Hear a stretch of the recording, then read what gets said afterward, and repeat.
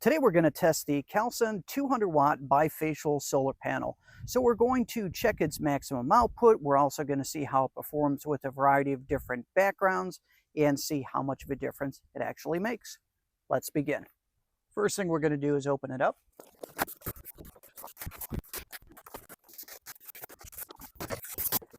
Going over the specifications of the solar panel, so it does have a VOC of 27.31 volts, so that's its open voltage. You also have the short circuit current, which is 8.91 amps, so that's the maximum that it can put out if it is shorted. But your typical amperage is going to be lower than that, which is going to be 8.43 amps. The solar panel does have a maximum voltage of 1000 volts, which is truly amazing because you can put a lot of solar panels in series to take a 27 volt panel and bring it all the way up to 1000 volts. So pretty nice. Looks like it's very flexible and you can put quite a few panels in series.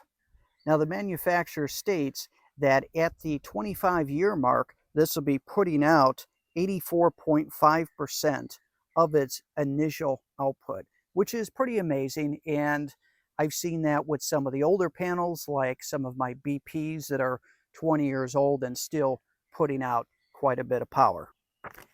And then obviously it has your regular MC4 connections to it, which is the standard connections today. And then with the warranty, it is stating that the panel has a 10-year warranty on it. Very nice to see. I have the panel set up with this optimal angle and is connected to the jackery. Let's see how well that it's doing.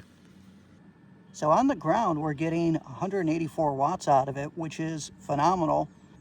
You're always going to see some loss, so a 200-watt panel will never put out 200 watts, but 184 for a 200-watt panel is quite good.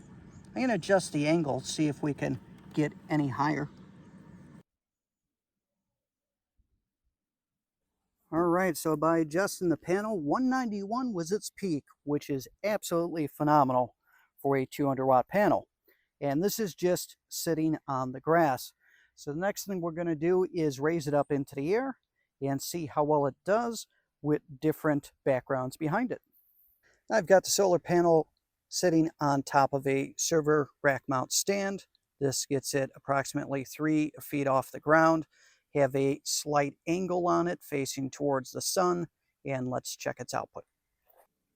Looking at the jackery, we're getting 195 watts, and that is above grass, getting the slight reflection off of the grass.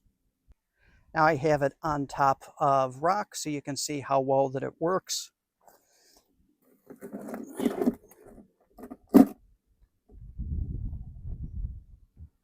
Now I've got a whiteboard underneath, and then I have a piece of painted plywood on an angle to reflect back onto the panel.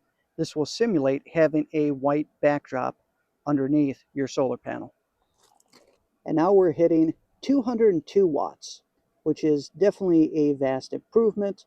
So if you have a white background behind your solar panel, especially if the light is angled towards the panel, it does make a huge difference. So now we're at 203 watts. In summary, after testing the panel, I'm actually pretty happy with it. Typically, when I see a panel that is 200 watts and it's laying flat on the ground, I'll get about 175 watts, and that's about it. Sometimes 180, but that's a stretch. With this one, I believe it was 191, and that was lying almost flat on the ground. Granted, there was about a 4-inch gap, but it was over grass and there was minimal bifacial gain.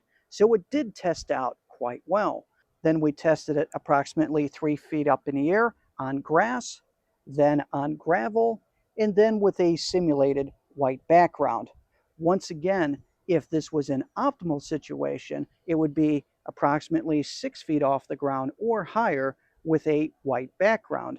And in that scenario, I think it's very easy for it to produce 210. So phenomenal panel, great output, very good build quality. It was packaged well, so the chance of you getting a broken one is pretty slim. So overall, very happy. Would highly recommend this panel above the other ones that I've reviewed thus far, with the exception of my Callsun and URI Peaches. But for the smaller panels, that's about as good as you can get. So that's it. Thanks for watching Mike's Solar Garage.